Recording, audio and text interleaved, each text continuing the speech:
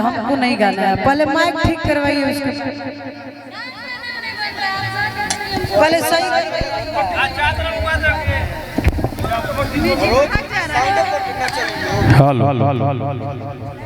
एक बार मिला लीजिए, कोई दिक्कत नहीं है। तार छोड़ रहा है, जोड़ दीजिए इसलिए कि हम सब मिजाज में कर रहे हैं। लोगों के सामने वाले हम देख रहे हैं, ये सब वही कुछ गीते लोग रंगदारी वाले भी सुनना चाहते हैं। ये बिहार है ना, उसके बिना मजा अच्छा नहीं लगता है। हम जानते हैं कि इतिहास में तुमको माफ करेगी, पीढ़ियां तुम्हारे करने पर पछताएगी। गर्भांध बांधने से पहले जल सूख गया तो धरती की छाती पर दरार पड़ जाएगी। तो ये धरती है, छाती पर दरार नहीं पड़ने देंगे। मंच जो हमारी ये मोहब्बत की मंच है, सारी चीजें होंगे। हम सब संगीत की दुनिया में ऐसे ऐसे फुटेरे है, जैसे जैसे सोचिएगा ये भारत सोने के चिड़िया है, ये हमारी भोजपुरी भी संगीत सोने की दुनिया है। इस सोने में हर तरीका के झुमका भी है, कान वाली भी है, पायल भी बन जाएगी चांदी की मोहब्बत के साथ, कंगना भी है, हार भी है, मंगलसूत्र भी है। तो जैसा संगीत खोजिएगा उस मंच पर ऐसा संगीत भी है, तो सुनाई जाएगी। जरा थोड़ा इंतजार करिए।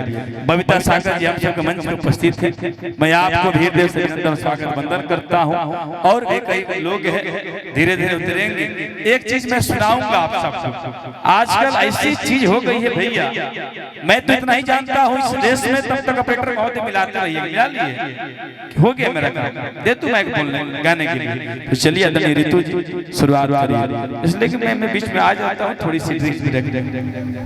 आदरणीय ऋतु जी शुरू करिए। बड़ी प्यारा पुरस्कार मंटू जी की तरफ से, प्रयागराज के धरती से। कबो कबो हम ब्लॉग बनाइला, तनी मनी बीच में समय मिलल तो बनारस चल गेल नहीं, बाटी चोखा रेस्टोरेंट के ब्लॉग देखने बनिया। बहुत बहुत धन्यवाद व स्वागत व अभिनंदन। और आई सोहर तनी मनी बंद करके खिलौना गा के तब लोग गीत गावल जाओ। आज जब नवनीत भैया टुल्लू भैया लोग आई हैं, तब हमने की सोहर गावल यही में भाव कि तनी कमरिया ढके ताबा ए भैया जना तो साउंड ठीक हो गई बा। बबुआ की मम्मी कहत रही अपना राजा जी से कि राजा जी बड़ी कमर में दर्द होता, 9 महीना बाद बबुआ पेट से निकलल बा, कमजोर हो गई बा देह। कि तनी कमरिया ढके दाबो,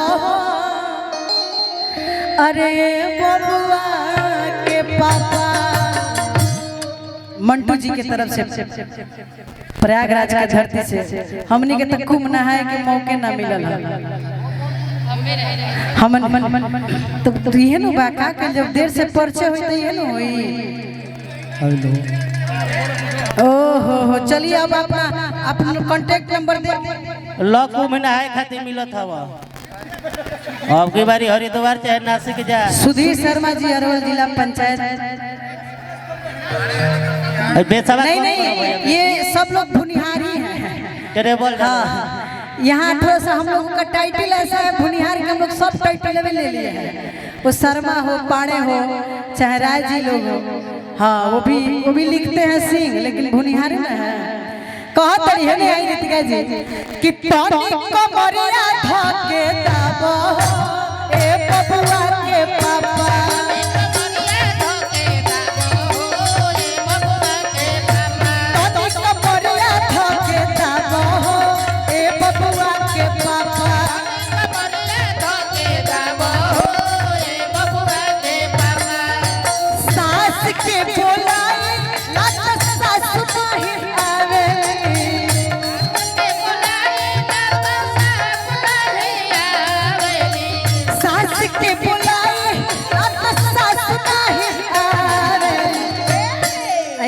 राजा जी है जब आमा आपके हमारा काम लायक नहीं की तई घर में रह के का करी है कि होई माई से नाता तोड़ा हो ए बबुआ के पापा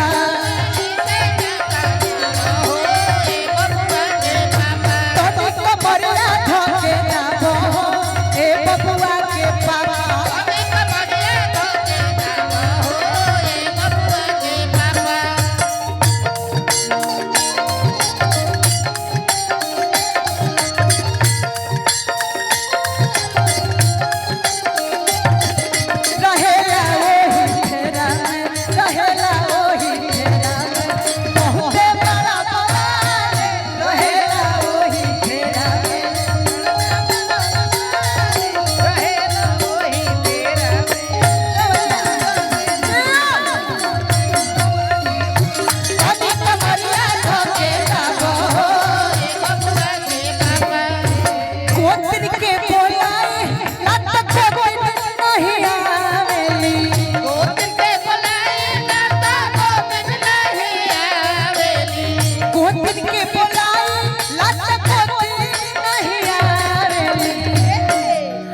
होई भाभी से नाता तोड़ा हो ए बबुआ के पापा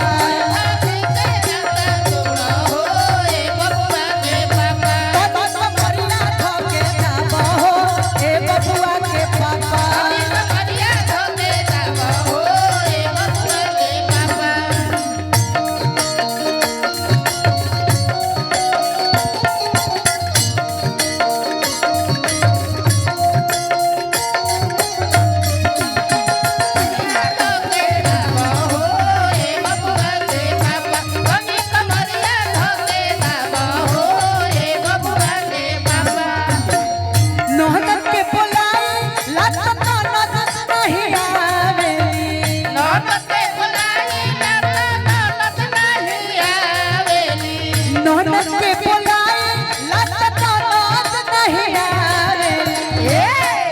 होई बहिन से नाता तोड़ा ए बबुआ के पापा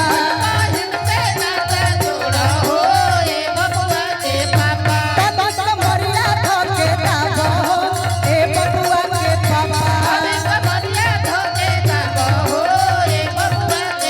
एगो बड़ी प्यारा भाव बा ओ पपी के कोयल कहिया ओई बोल मुन्नवा के पापा ओ पपी के कोयल कहिया ओई बोल मुन्नवा के पापा ओई बतो काले ओई बो ए मुन्नवा के पापा ओई बतो काले ओई बो ए मुन्नवा के पापा ओई बतो काले ओई बो ए मुन्नवा के पापा ओई बतो काले ओई बो ए मुन्नवा के पापा ओ पपी के कोयल कहिया ओई बो मुन्नवा के पापा ओ पपी के कोयल कहिया ओई बो ए मुन्नवा के पापा ओ पपी के कोयल कहिया ओई बो मुन्नवा के पापा ओई बतो काले ओई बो ए मुन्नवा के पापा ओई बतो काले ओई बो ए मुन्नवा के पापा ओई बतो काले ओई बो ए मुन्नवा के पापा ओई बतो काले ओई बो ए मुन्नवा के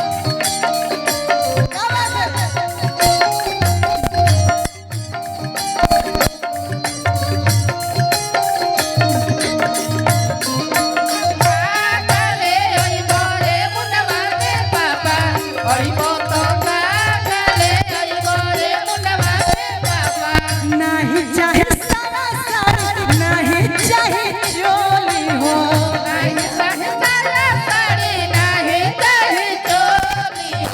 मन में विचार को रोवे कुछ बोली हो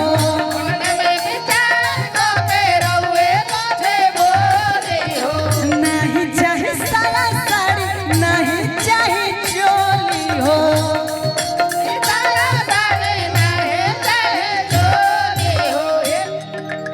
आई देखी भैया भैया भूमिहार है प्यार से समझ जाइए नहीं तो ये गाएंगे आगे वाला बड़ी प्यारा पुरस्कार मंटू जी की तरफ से स्वागत अभिनंदन बा।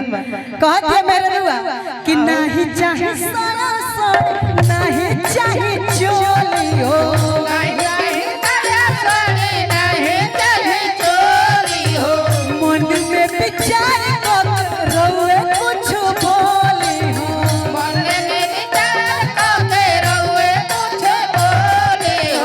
अपना कोनिया लगा बोलई मुनवा के पापा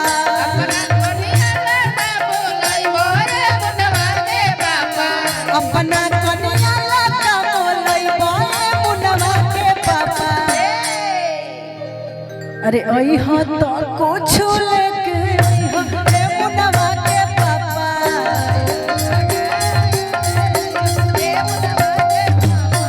ओई हो तो कुछ लेके आई हो रे मुनवा के पापा ओई हो तो कुछ लेके आई हो रे मुनवा के पापा